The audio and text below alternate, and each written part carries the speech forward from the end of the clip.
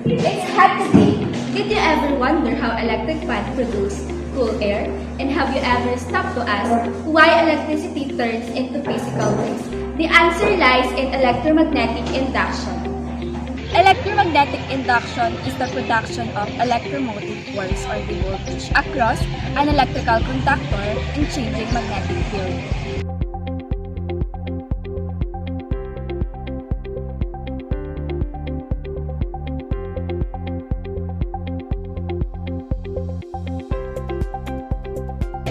This isn't magic, it's a physics.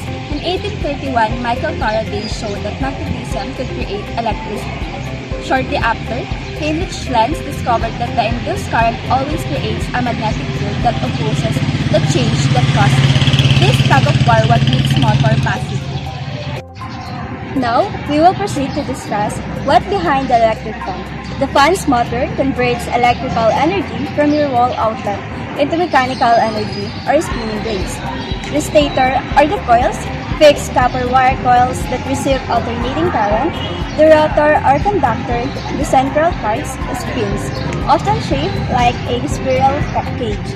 The magnetic field created by the electricity flowing through the stator.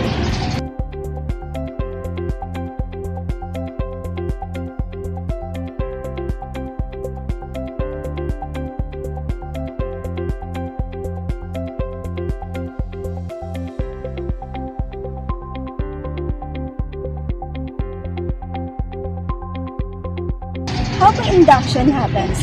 When AC flows through the stator coils, it creates a magnetic field that is constantly changing direction. According to Faraday's law, this changing induces an electric current inside the rotor.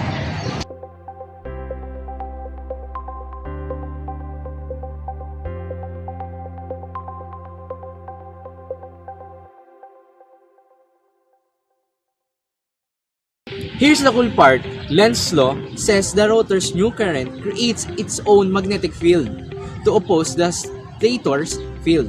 Because the stator's field is rotating, the rotor tries to catch up to oppose it, causing the shaft and your fan to spin rapidly.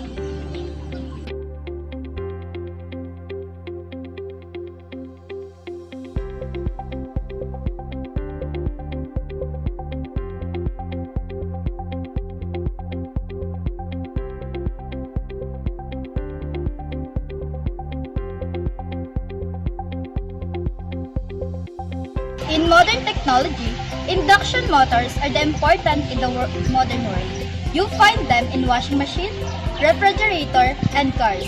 They are efficient because they don't need brushes to touch spinning parts, meaning they last for years.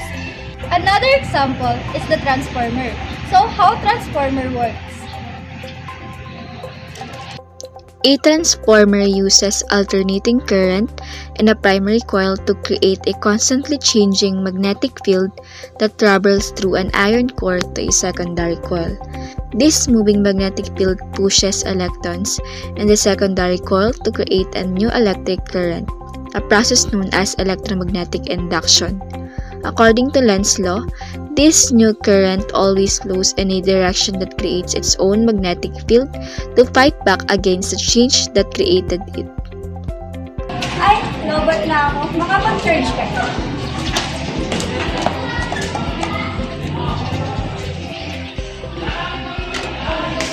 Another example is charger or adapter.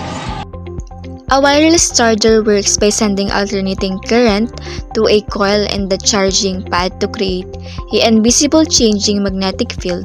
This moving magnetic field pushes electrons inside a matching coil in your phone to create a new electric current through electromagnetic induction. According to Lenz's law, this new current always flows in a direction that magnetically fights back against the change from the pad to keep the energy flow steady. Teaching this topic is vital because it turns magic into mechanics. It helps students realize that the invisible force of electromagnetism are physically pushing the world around us. It lies in the abstract math to the very real breeze hitting your face. Next time, when you turn on your fan, think about the invisible magnetic dance happening inside the plastic casing. Science isn't in the books, it's in the air, and stay curious.